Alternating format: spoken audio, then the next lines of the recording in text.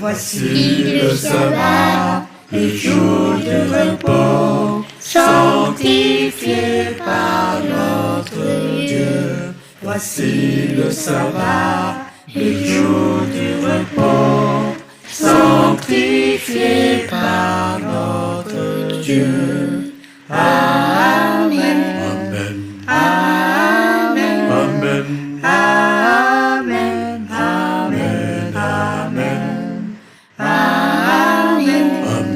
Amen. Amen. Amen. Amen. Amen. Voici le sabbat, le jour de repos, sanctifié par notre Dieu. Voici le sabbat, le jour du repos, sanctifié par notre Dieu.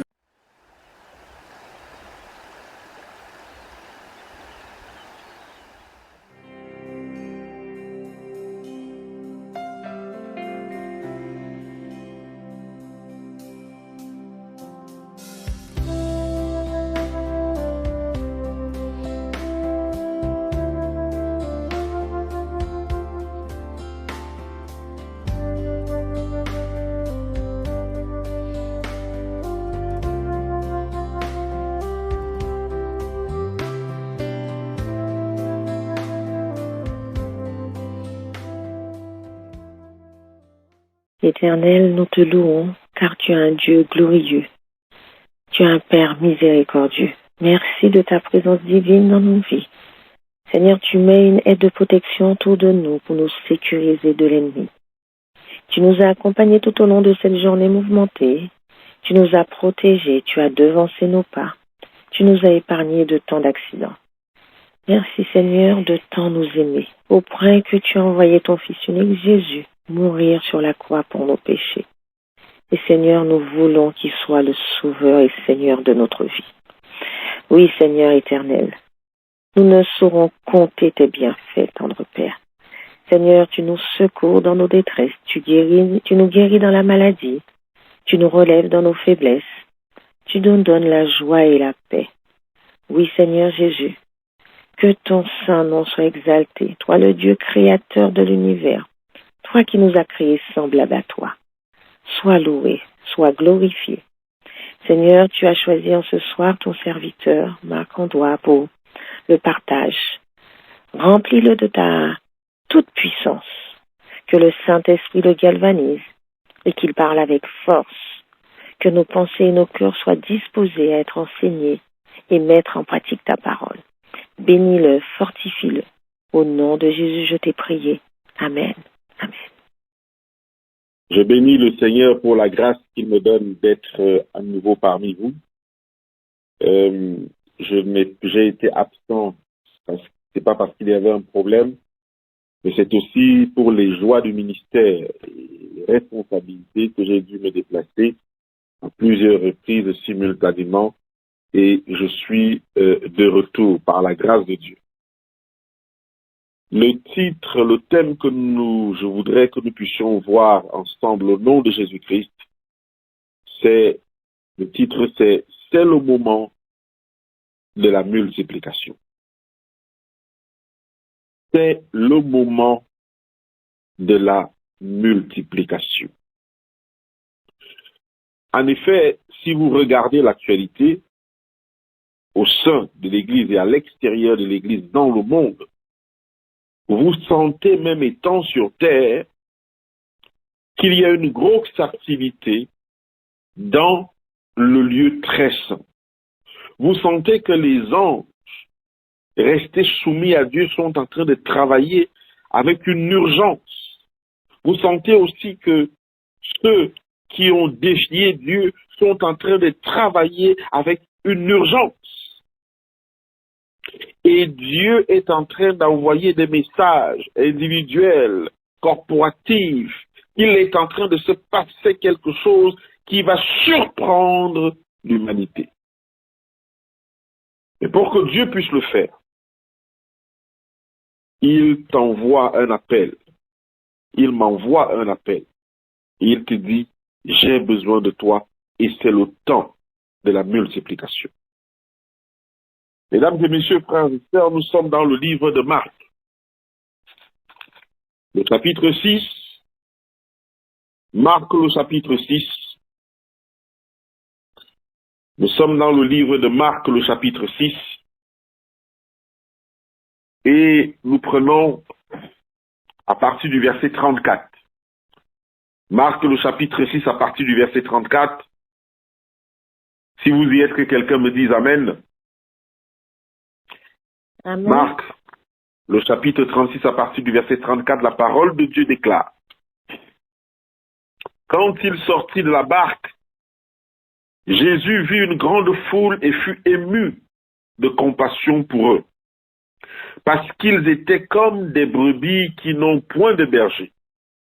Et il se mit à leur enseigner beaucoup de choses. Le verset 35 dit: Comme l'heure était avancée, ses disciples s'approchèrent de lui et dirent: Ce lieu est désert et l'heure est déjà avancée. Renvoie-les, afin qu'ils aillent dans les campagnes et dans les villages des environs pour s'acheter de quoi manger. Jésus leur répondit: Donnez-leur vous-même à manger. Mais ils lui dirent: Irions-nous acheter des pains pour 200 deniers et leur donnerions-nous à manger? Il leur dit: Combien avez-vous de pain? Allez voir. Ils s'en assurèrent et répondit: 5 et 2 poissons. Alors il leur commanda de les faire asseoir par groupes sur l'herbe verte, et ils s'assirent par rangée de 100 et de 50. Il prit les 5 pains et les 2 poissons, et levant les yeux vers le ciel, il rendit grâce, puis il rompit des pains, il les donna aux disciples, afin qu'ils les distribuèrent à la foule. Ils partagèrent aussi les 2 poissons entre tous. Tous mangèrent et furent rassasiés, et l'on apporta 12 paniers pleins de morceaux de pain et de ceux qui restaient des poissons. Ceux qui avaient mangé le pain étaient 5000 hommes, et dans d'autres versets, on dit sans compter les femmes et les enfants. C'est le moment de la multiplication. Mesdames et messieurs, frères et sœurs, je ne sais pas si vous et moi nous nous rendons compte dans quel temps nous sommes et ce que Dieu est en train de demander à ceux qui sont arrivés à ce temps. La Bible déclare que les prophètes ont voulu participer à ce moment. Les gens les plus intègres dans la foi, dans l'histoire de l'humanité, ont soupiré pour participer à ce moment. Mais ce sont les hommes les plus affaiblis par le péché que Dieu a choisi. C'est le temps de la multiplication. Dieu s'est arrangé à ce que chacun d'entre nous, lorsqu'il nous a créés et qu'il a permis que nous puissions naître dans des familles, qu'elles soient pauvres, qu'elles soient riches, qu'elles habitent dans des forêts, qu'elles habitent dans des villes, qu'elles habitent dans des pays développés ou sous-développés, qu'ils aient à manger ou pas, Dieu s'est arrangé à ce que chaque être humain ait un cadeau à sa naissance, un dépôt spirituel. Aucune personne n'est née sur cette terre sans avoir eu le cadeau de Dieu. C'est la raison pour laquelle personne ne peut dire que Dieu l'a oublié, quelle que soit la condition dans laquelle tu es né. Jésus lui-même, qui est né dans une étable, est né avec un dépôt, un don que Dieu donne à chaque être humain, quel que soit le lieu de ta naissance. Que tu sois né avec une cuillère en or, une cuillère en bois ou sans cuillère, Dieu, dans sa grandeur, dans son amour, t'a donné quelque chose. Personne ne peut dire à Dieu, tu ne m'as rien donné. Personne ne peut dire à Jésus-Christ, tu m'as créé vide. Personne ne peut dire à Jésus-Christ, tu m'as fait naître dans une famille pauvre. Personne ne dira même à Jésus-Christ, tu m'as fait naître dans une famille riche. C'est pour ça que lorsque nous recevons le baptême du Saint-Esprit, Dieu descend avec un nouveau cadeau pour donner à tous ceux qui ont un baptême reconnu par les cieux. C'est le temps de la multiplication. Les disciples sont autour de Jésus-Christ et ils sont en train de voir comment des hommes et des femmes soupirent auprès du Maître. Et il est écrit que Jésus fut ému de compassion pour eux parce qu'ils étaient comme s'ils n'avaient pas de berger. Et comme le soir arrivait, ce n'est même pas Jésus qui se rend compte de cela. Ce sont les disciples qui se rendent compte et disent à Jésus, non, cesse de leur enseigner, cesse de leur donner de la nourriture spirituelle. Il faut qu'ils rentrent parce qu'ils ne pourront pas manger. Et Jésus se retourne et dit à ses disciples, mais vous avez à manger. Donnez-leur vous-même à manger. Et les disciples se retournent et disent à Christ, mais qu'est-ce que tu veux qu'on fasse? Nous allons acheter des pains pour combien de personnes? Nous n'avons pas assez. Et Jésus leur pose la question, qu'avez-vous? Allez vérifier. Et les disciples répondent, 2 pains et 5 poissons. Mon frère, ma sœur, la première leçon que tu dois retirer ce soir, que je dois entendre ce soir, alors que nous sommes à la fin des temps, Dieu viendra te demander des comptes. Parce que la première question qu'il va te poser, c'est qu'est-ce que tu as? En d'autres termes, lorsque tu es venu à l'existence, qu'est-ce que je t'ai donné? Il va poser la question aux disciples, qu'est-ce que vous avez? Les disciples ne sont même pas réellement au fait de ce qu'ils ont. Et Dieu va leur dire, allez vous en rendre compte. Ils reviennent et lui dire, 2 pains et 5 poissons. Généralement, dans la vie dans laquelle nous sommes, nous ne nous rendons même pas compte du dépôt naturel que Dieu nous a donné. Nous ne nous rendons même pas compte du dépôt spirituel que Dieu a posé dans nos vies. Au moment de la multiplication, Dieu va demander aux disciples qui ne se rendent pas compte de ce qu'ils ont, allez vérifier ce que vous avez. Le Seigneur te demande la même chose ce soir. Les temps de la fin sont devant toi et moi. Les événements qui vont totalement changer notre façon de rire, de manger et de pleurer sont devant nous. Va, rends-toi compte de ce que tu as, afin de ne pas demander ce que tu as. Mesdames et messieurs, frères et sœurs, Dieu ne fait pas certaines choses sans s'appuyer sur ce qu'il a déjà mis à ta disposition. La veuve va voir Élie et dit, Élie, écoute, ton serviteur est mort, il a laissé des dettes. Et le créancier veut prendre mes enfants pour les transformer en esclaves, pour payer les dettes de leur père. Élie lui demande, ou Élisée, je ne sais plus trop, lui pose la question, qu'as-tu dans ta maison? Parce que pour que Dieu puisse faire le travail que tu demandes, ce sera à partir de ce qu'il t'a déjà donné. Qu'as-tu dans ta maison? Et la veuve va lui dire, j'ai un peu d'huile qui traîne par là. C'est à partir de cette huile que le prophète va lui dire, écoute, va chez les voisins, les voisines, emprunte-leur tous les récipients que tu peux emprunter.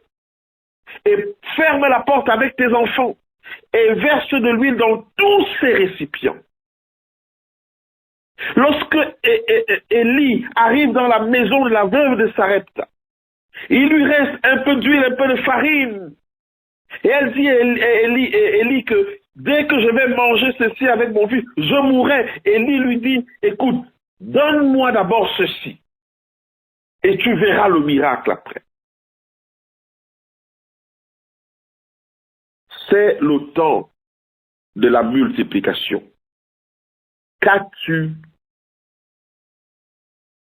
dans ta maison? Qu'est-ce que le Seigneur t'a donné d'une façon naturelle? Pourquoi? Parce que c'est le temps qu'il faut nourrir les milliers de personnes qui attendent le son de la trompette pour se rendre dans les camps de l'Éternel. Qu'as-tu, mon frère? Qu'as-tu, ma soeur? Tu as quoi? Quelle que soit ta situation, tu es handicapé, tu as quelque chose que Dieu t'a donné naturellement. Tu es malade, tu as quelque chose. J'ai vu un homme qui a un cancer, qui traînait un cancer depuis des années. J'étais chez lui pour prier avec lui. J'ai vu la vie qu'il avait. Il a dit à ses enfants un matin, regardez-moi, je suis malade, mais je prêche l'évangile. Et vous qui êtes en bonne santé, que faites-vous? À 3 jours, à 1 semaine de sa mort, je suis allé prier avec lui à l'hôpital. Il était déjà en soins palliatifs.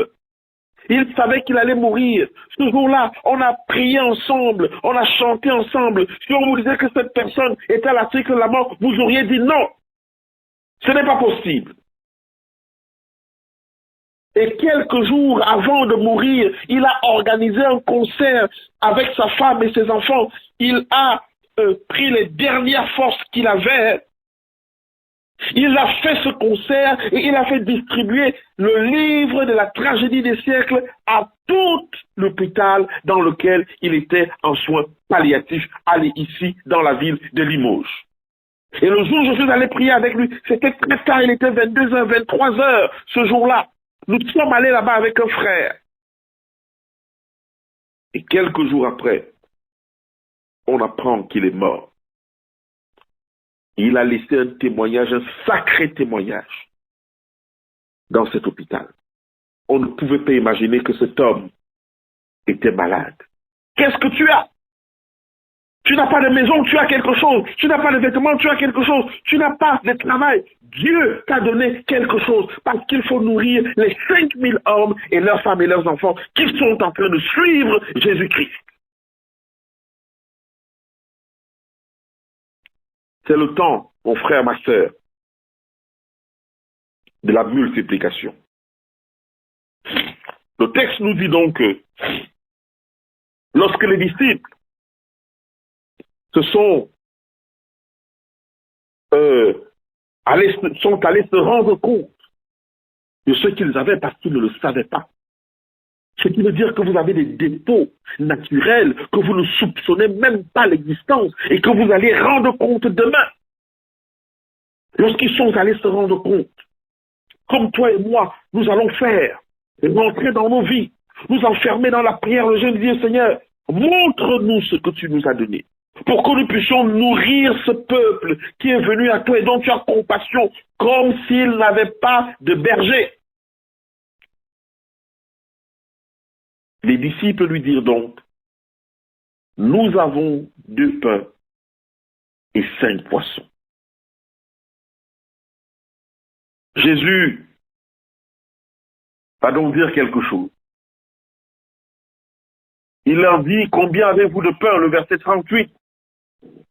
Allez voir. Ils s'en assurèrent et répondirent 5. Alors, je parlais de oui. Nous avons 5 pains et 2 poissons. Pardon pour l'erreur. Nous avons 5 pains et 2 poissons. Donc, vous êtes en train de dire que vous ne pouviez pas nourrir ces personnes et pourtant, naturellement, vous avez 5 pains et 2 poissons. Mon frère, ma sœur, que ce soit en Israël ou à Gaza, que ce soit en Éthiopie, que ce soit dans les pays les plus pauvres du monde, Dieu s'est assuré qu'il y ait 5 pains. Dieu s'est assuré qu'il y ait 5 pains et 2 poissons. Dans les familles les plus pauvres de cette terre, Dieu s'est assuré qu'il y ait 5 pains et 2 poissons. Dans les familles les plus démunies, comme au temps de Jésus dans sa propre naissance, Joseph et Marie avaient quand même les 5 pains et 2 poissons. Tu les as aussi. Dans les pays où il y a la guerre, il y a les 5 pains et les 2 poissons. Il faut juste s'en rendre compte. Au verset 39, il leur commanda de les faire asseoir par groupe sur l'herbe. Et ils s'assirent par rangées de 100 et de 50. Au verset 41, il prit les 5 pains et les 2 poissons, et levant les yeux vers le ciel, il rendit grâce, puis il rompit les pains et les donna aux disciples, afin qu'ils les distribuent à la foule. Il partagea aussi les 2 poissons entre tous. Tous mangèrent et furent rassasiés. C'est le temps de la multiplication. Vous et moi, nous sommes en train de demander le baptême de l'Esprit pour nourrir la foule des hommes et des femmes qui vont découvrir d'une façon brutale que Dieu a tant aimé le monde et qu'il a donné un sauveur et que le monde les a trompés, que l'Église même les a trompés, que les religions les ont trompés. Lorsqu'ils vont découvrir ça, ils vont venir en masse. Mais pour qu'ils découvrent, il faut que les 2 pains, qu'est-ce que je dis? Les 5 pains et les 2 poissons que tu disposes, que Dieu puisse les multiplier. Alors le Seigneur te demande ce soir et me demande, où sont tes pains et tes poissons? Parce que Dieu ne va pas multiplier dans le néant. Dieu ne va pas multiplier dans ce que tu n'as pas. Jésus pour dire, écoutez, je vais prier mon Père qui est dans les cieux et la manne va tomber du ciel. Non, ce n'est pas ce qu'il a fait. Vous avez quoi? Qu'est-ce que vous avez? Mon frère, tu as quoi? Sur quoi veux-tu que Dieu investisse pour qu'il y ait des âmes qui entrent dans le peuple de Dieu maintenant? Ma sœur, qu'est-ce que tu as? Qu'est-ce que tu as maintenant sur lequel tu veux que Dieu multiplie pour que les âmes soient nourries?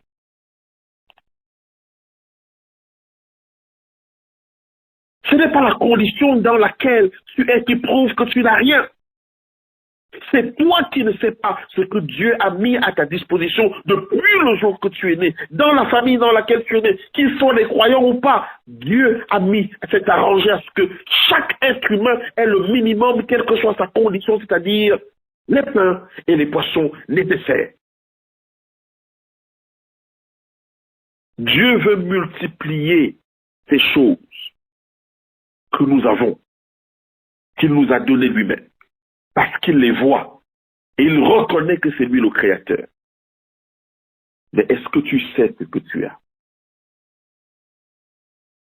Le Seigneur te dit à toi et à moi ce soir, va chercher ce que tu as, ramène ce que tu as, et Jésus va multiplier pour que le maximum d'hommes et de femmes et des enfants qui sont en train de rechercher le Seigneur le trouvent.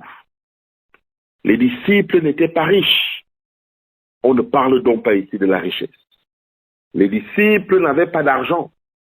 On ne parle donc pas ici de l'argent. Les disciples n'avaient pas de vêtements somptueux.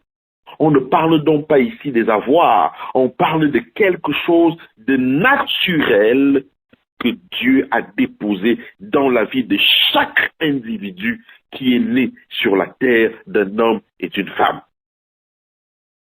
Quelle que soit sa condition.